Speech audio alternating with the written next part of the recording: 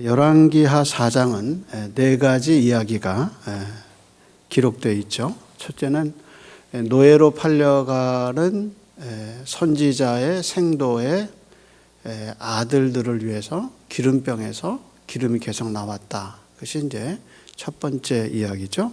두 번째 이야기는 재물은 많은데 아들이 죽어가게 된 수넴 여자의 아들이 다시 살아난 이야기가 적혀 있습니다. 그리고 오늘 세 번째와 네 번째 이야기를 듣게 되는데, 앞에서 나온 두 가지 이야기와 오늘 본문에 나오는 세 번째, 네 번째 이야기는 차이가 있습니다. 어떤 차이점이 있을까요? 우선 앞에 나오는 이야기는 가정의 이야기입니다. 그렇잖아요? 수넴 여자의 가정 이야기죠. 또 하나 선지자 생도의 가정에 어려움이 있었다. 그래서 둘 다 가정에 관한 이야기입니다. 근데 오늘 본문을 보면 이건 가정 이야기가 아니라 무슨 이야기죠? 공동체 이야기예요. 그러니까 선지자 생도들이 모인 공동체에 일어난 일들에 대한 거죠. 그러니까 앞에 이야기가 가정 이야기라면 뒤에 이야기는 공동체 이야기입니다. 또 차이가 있어요. 그 차이가 뭐냐면 앞에는 사역의 이야기 속에 등장하는 인물들이 여자인데 후반부의 세 번째, 네 번째 이야기는 다 남자로 추정되는 사람들이 나오죠. 그래서 남녀의 이야기가 가정과 공동체 이야기, 이렇게 지금 이야기가 구성되어 있는 것을 볼 수 있습니다. 이런 차이점만 있는 게 아니라 또 본문을 보면 네 가지 이야기의 공통점도 있어요. 그 공통점은 뭐냐? 다 위기를 당했다는 거예요. 그렇잖아요. 네 사람이 다 위기를, 이 네 가지 이야기가 다 위기를 당한 사람들의 이야기입니다. 사전에 보면 위기를 뭐라고 말하냐? 위기를 이렇게 얘기했어요. 위험한 고비나 시기, 이게 뭐냐? 위기예요, 위기. 성경에 위기라는 말이 있나 제가 한번 찾아봤어요. 영어로 크라이시스가 있나? 혹은 위기라는 말이 있나? 근데 없어요. 영어 성경에 크라이시스라는 말도 없고 위기라는 말도 없어요. 다만 위급하다, 그런 거는 나와요. 근데 여러분, 성경에 위기라는 말이 없다고 그래서 위기가 없습니까? 아니잖아요. 위기라는 말은, 단어는 없지만 성경에 얼마나 많은 사람들이 위기를 겪어요. 그것처럼 인생은 뭐가 있느냐? 위기가 있어요. 위기가. 그래서 개인도 위기가 있고 가정도 위기가 있고 국가도 위기가 있어요. 다 위기가 있어요. 위기라는 단어는 없지만 위기가 있는 것은 사실이라는 거죠. 그게 뭐냐? 인생이에요. 그래서 본문에 나오는 사람들이 다 위기를 겪어요. 자식이 죽고 자식이 팔려가게 됐고 독이 있는 음식을 먹게 되고 그걸 또 어쩔 수 없이 먹고 음식에 부족함이 있고, 이런 게 다 뭐냐? 이게 다 인생에 있어서 먹고 사는 문제가 얼마나 힘든 문제예요. 그런 위기를 다 당하고 있다는 거죠. 그래서 다 이 사람들이 위기를 당했는데 그 위기를 어떻게 극복하게 됐느냐? 네 가지 사건의 중심에 엘리사라는 하나님의 사람이 공통적으로 있다는 거예요. 그래서 이 엘리사가 위기에 빠진 하나님의 백성들을 어떻게 돌봤느냐? 그것이 이 네 가지 이야기의 공통점이 되는 거죠. 하나님이 위기에 빠진 인생들을 어떻게 돌보셨냐? 외면하지 않으시고 그들의 문제를 해결해 주시는 엘리사의 모습을 우리가 볼 수 있다는 거죠. 그러니까 인생이 겪는 모든 문제 해결이 이 엘리사에게 있다. 이것이 지금 이 네 가지 사건이 포인트하고 있는 포인트란 말이에요. 이런 사람이 어디 있느냐? 그렇게 얘기하지 않고 이 사람이 인생에 위기를 당한 사람들의 해결자다 하고 네 사건이 모두 다 한 사람 엘리야를 가운데 두고 포인트하고 있죠. 이 사람이 인생의 해결자다. 이렇게 지금 이야기하고 있는 겁니다. 자, 그러면 본문을 좀 살펴보도록 하겠습니다. 우선 이 사건이 일어난 장소에 대해서 우리가 한번 38절을 보겠습니다. 엘리사가 다시 어디에 가요? 길갈에 이르니 그 땅에 흉년이 들었는데 선지자의 제자들이 엘리사 앞에 앉은지라 엘리사가 자기 사환에게 이르되 큰 솥을 걸고 선지자의 제자들을 위하여 국을 끓이라. 아주 이 흐름이 이야기가 너무 좀 불쌍해 보이잖아요. 흉년이 들었고 엘리사가 가니까 사람들이 엘리사 앞에 앉았는데 그렇잖아요. 배고픈 자식들이 돈을 벌어와야 할 아버지의 손만 쳐다보듯이 그 배고픈 자녀들이 아버지의 그 얼굴만 쳐다보고 있는 그런 모습이 바로 본문의 모습이죠. 그럼 어디에 흉년이 들었느냐? 길갈에 흉년이 들었다. 근데 성경은 저자는 말하기를 엘리사가 다시라는 말을 쓰죠. 다시 길갈에 왔는데 흉년이 들었다. 이렇게 얘기하고 있습니다. 따라서 길갈에 다시 왔다는 말은 이 앞에도 길갈을 방문했다는 얘기가 되죠. 그럼 언제 엘리사가 길갈에 갔느냐? 이제 우리는 사건에 이제 보는 관점을 4장에서 2장으로 옮겨야죠. 2장으로 옮기면 엘리야가 승천할 때 엘리사가 따라다니죠. 그럴 때 엘리사가 제일 먼저 간 데가 어디냐? 길갈과 베델과 여리고와 그 다음에 요단까지 가죠. 그래서 요단에서 두 사람이 헤어져요. 그것이 바로 약 사건이죠. 그런데 엘리사가 엘리야의 갑절의 영감을 받고 돌아왔을 때 도시들을 거쳐요. 어디를 거쳐요? 여리고를 거쳐서 그 땅에 문제인 물을 고쳐줘요. 그리고 베델로 가죠. 베델에 가서 승천을 조롱하는 젊은 사람들을 심판하는 이야기가 베델에서 나와요. 그렇게 보면은 여리고를 들렸고 베델을 들렸으면 이제 남은 장소가 어디예요? 길갈이란 말이에요. 그러니까 엘리사가 능력을 받기 전에 돌았던 그 도시를 갑절의 영감을 받고 난 다음에 다시 돌아요. 그래서 남은 데가 어디냐? 길갈이란 말이에요. 근데 그 길갈에 갔는데 그 왜 갔냐? 그 땅에 흉년이 들었다. 그래. 그럼 우리는 자연히 성경은 길갈에 대해서 무슨 이야기를 해주느냐? 그거를 살펴보게 되죠. 여호수아가 요단을 건넌 다음에 길갈에 진을 쳐요. 그래서 요단에서 마른 땅같이 걸렀던 그 요단을 기념하기 위해서 돌을 갖다가 어디다 쌓느냐? 길갈에다가 쌓지요. 그래서 길갈에서 어떻게 하느냐? 유월절을 지키고 그 다음에 거기서 할례를 해요. 근데 하나님이 길갈에서 지금까지 해왔던 일을 한 가지 멈추셔요. 그게 뭐냐? 40년 동안 만나를 내리셨는데 하나님이 어디서 만나를 그치시냐? 어디서 그치셔요? 길갈에서 그쳐요. 그러면 한번 생각해. 아버지가 40년 동안 자기 백성을 다 먹이는 매일의 만나를 주셨다가 길갈이라는 도시에서 더 이상 먹을 거를 주지 않았다는 말은 뭐냐? 길갈에 먹을 게 풍성하다는 거예요.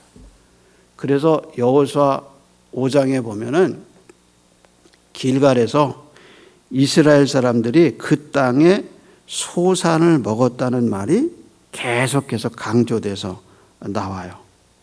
그러니까 길갈은 어떤 데냐?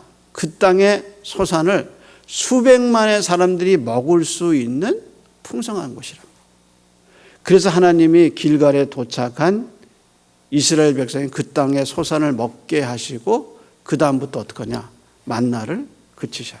40년 동안 만나가 끊쳐진 자리가 어디냐? 길갈이라는 말이에요. 그래서 이스라엘 백성이 그 땅의 소산을 먹었다라고 강조하고 있어요.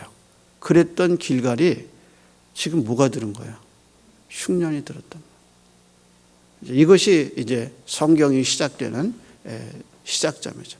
그렇게 풍성했던 땅에 흉년이 들어서, 그래서 어떻게 했느냐? 아마도 엘리사가 가져온 음식을 이제 솥을 걸고 게하시 보고 그의 종 보고 솥을 걸어라. 그 솥을 걸죠. 솥을 걸고 국을 끓여요. 근데 한 사람이 나가서 뭔지는 알지 못하지만 들 호박을 갖다가 거기다 썰어서 넣었는데 그게 뭐가 됐어요? 독이 됐다. 그래서 그걸 퍼서 나눠줬는데 먼저 먹은 사람이 뭐라고 소리치냐면 하나님의 사람이요 죽음의 독이 있나이다 하고 소리쳤다는 거예요. 그랬더니 엘리사가 뭐라고 그러냐면 독이 있어? 그러면 가루를 갖다 넣어라. 그래서 가루를 갖다 넣었더니 그 가루 때문인지 독이 없어져서 사람들이 다시 국을 맛있게 먹었다. 그게 이제 세 번째 이야기. 이게 무슨 뜻일까라는 생각을 우리가 하게 되죠. 그리고 이제 네 번째 이야기가 자연히 이어지죠. 역시 먹을 거 이야기죠. 그래서 한 사람이 음식을 가져와요. 근데 그 음식이 어디서 오죠? 바알 살리사. 거기서 이제 음식이 오는데 우리 느낌에 이 바알 살리사가 신앙의 땅이 아니라는 것을 어떻게 알 수 있죠? 그렇죠. 바알이라는 말이 붙죠. 그래서 바알의 살리사, 이게 무슨 뜻이냐면 살리사에 있는 바알, 그 뜻이에요. 우리로 말하면 중계동에 있는 바알, 상계동에 있는 바알, 그 뜻에서 바알이 앞에 나왔어요. 바알이 앞에 나서.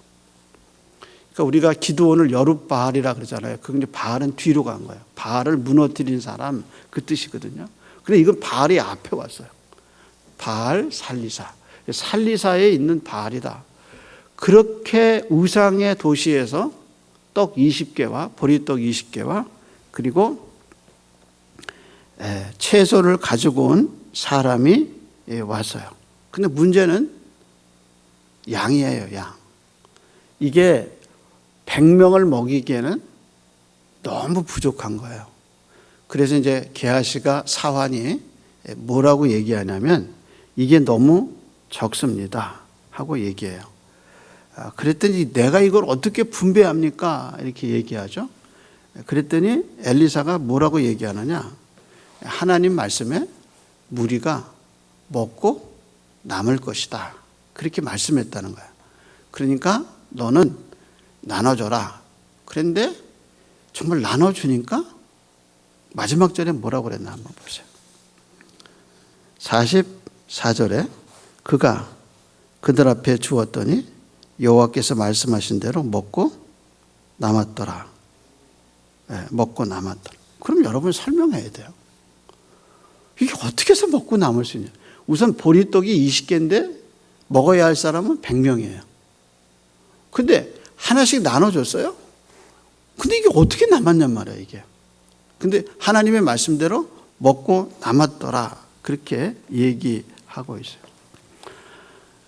성경에 보면 야곱이 자기 아버지 집을 떠나서 외삼촌 라반의 집에 가다가 창세기 28장에 하나님의 사다리를 보잖아요. 여러분 그 대단한 환상을 본 거예요. 하나님이 천사들이 오르락 내리락 하고 하나님이 그 사다리에 서서 큰 소리로 야곱에게 만나주시는 장면이에요. 어마어마한 사건이에요. 근데요, 야곱이 뭐라고 기도했는지 기억하셔요? 그렇게 엄청난 사건과 그 신비한 현상을 보고 야곱의 기도는 아주 절실해요. 야곱이 이렇게 기도했어요. 하나님, 나와 함께 계셔서 내가 가는 이 길에서 나를 지켜주시고 먹을 떡과 입을 옷을 주시고 평안히 아버지 집에 돌아오게 하시면 여호와는 나의 하나님이 되실 것입니다. 그러니까 야곱이 제일 걱정한 게 뭐냐? 먹는 거하고 뭐예요? 입는 거예요, 입는 거. 내가 어떻게 살까? 인생에서 가장 힘든 게 뭐냐? 먹고 사는 거예요. 먹고 사는 게 인생에서 제일 힘든 거예요. 여러분, 가장이 왜 새벽부터 일어나서 일해요? 전철 타고 버스 타고 코로나인데도 마스크 쓰고 왜 다녀요? 자식, 배우자 먹여 살리려고. 제가 요즘 관심 계속 가고 기도하는 거는 우리 교우들 가운데 여러 가지 이유로 가장이 돼서 가정을 이끌어가야 할 여자분들에 대한 마음이 자꾸 생겨요. 그래서 기도도 하는데 여러분 생각해 보세요. 자녀들 데리고 여자가 가장에 대해서 산다는 게 쉽지 않잖아요. 왜 이렇게 뛰어다녀요? 답이 뭐예요? 애들 먹이고 입히려고, 교육시키려고. 그러니까 먹고 사는 게 그게 하찮다고 얘기하는 건 현실을 모르는 거예요.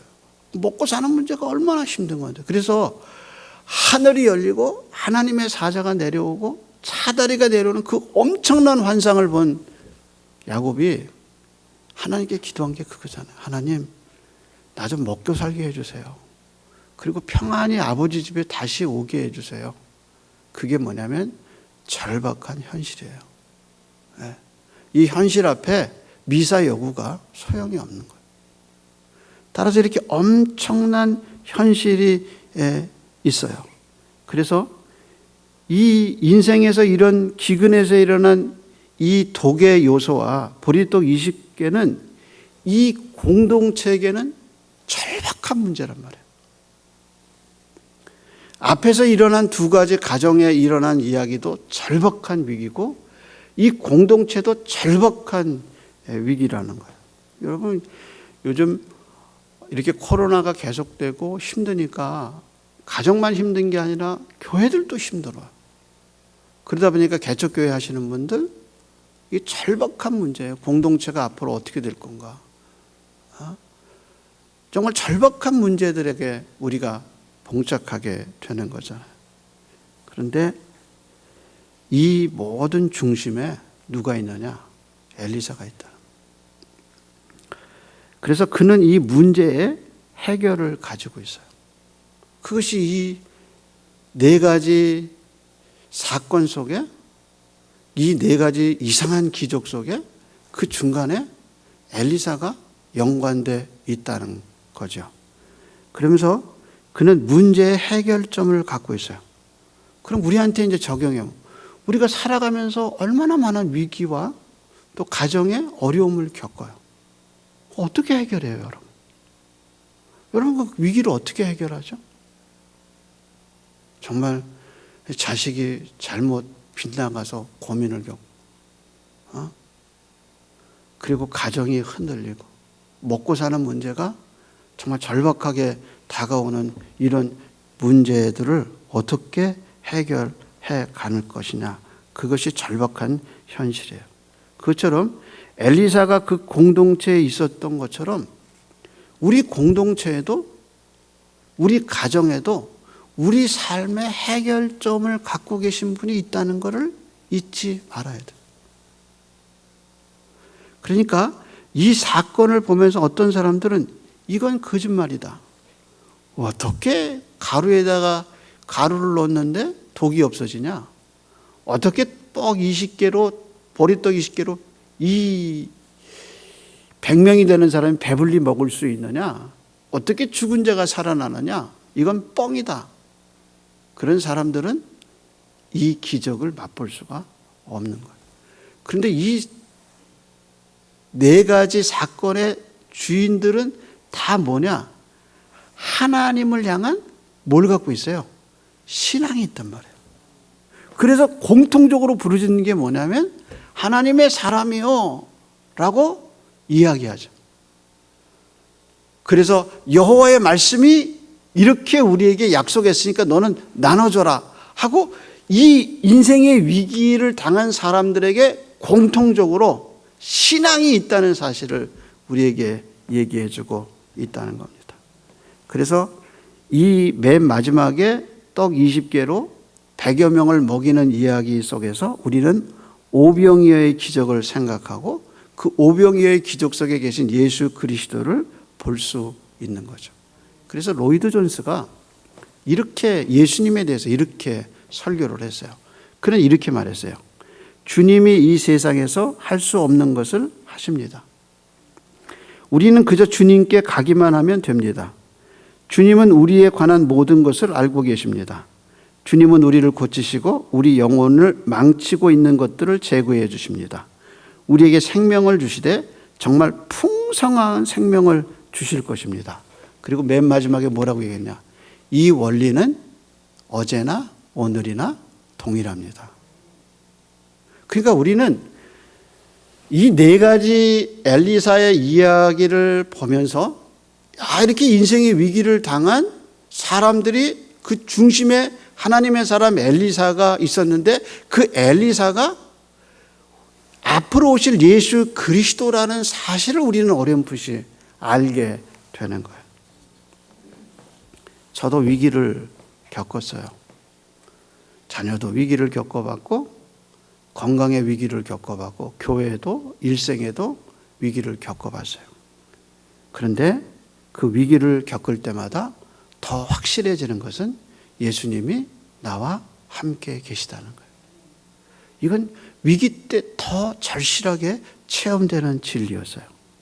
죄가 있다는 걸 알려주셨고요. 그리고 그 죄의 독을 없애주셨고요. 그리고 하나님의 말씀대로 된다는 것을 가르쳐 주셨고 그 사건을 해결해 주시기 전에 말씀을 먼저 주시는 하나님을 여러 번 경험했어요. 그래서 요한복음 10장 10절을 확인시켜 주셨어요. 내가 온 것은 양으로 생명을 얻게 하고 더 풍성히 얻게 하려 하십니다. 그 하나님의 말씀을 확인시켜 주셔서 오늘까지 왔어요. 여러분 위기라고 생각되세요? 어려움이 있다고 생각되세요? 우리 삶 가운데 목자라 오시고 구속자로 계신 예수 그리스도를 찾으세요. 그것이 해답이에요. 믿지 않는 사람들은 열왕기하 4장이 들어오지 않아요. 그러나 여기 있는 믿음의 공동체들은 모두 다 하나님의 사람 엘리사를 불렀듯이 이 땅을 살아가는 우리에게 위기 때마다 또 우리 삶의 현장 속에서 항상 바라보고 불러야 할 예수 그리스도의 위대하신 이름이 우리에게 있다는 걸 잊지 마시기를 바랍니다. 기도하겠습니다.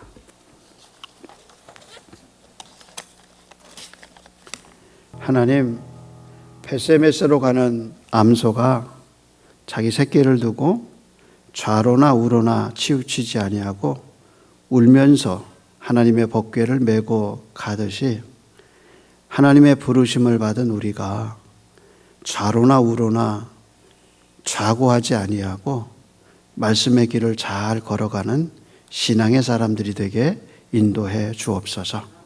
하나님, 말씀을 따라가게 해 주소서.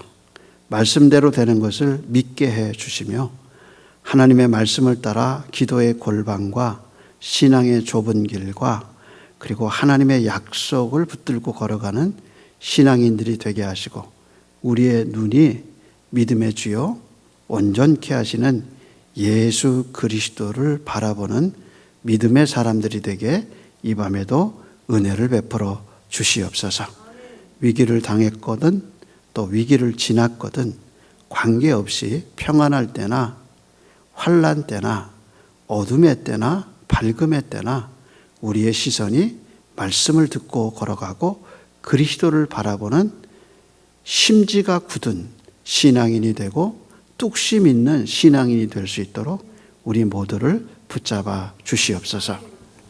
이제는 우리 주님 예수 그리스도의 은혜와 하나님 아버지의 사랑하심과 모든 진리 가운데 세워주시고 말씀이 믿어지고 하나님이 현실이 되게 하시는 성령 하나님의 은혜가 오늘도 말씀을 듣고 기도한 성도들의 심령 속에 이제로부터 영원토록 함께 있을지어다. 아멘.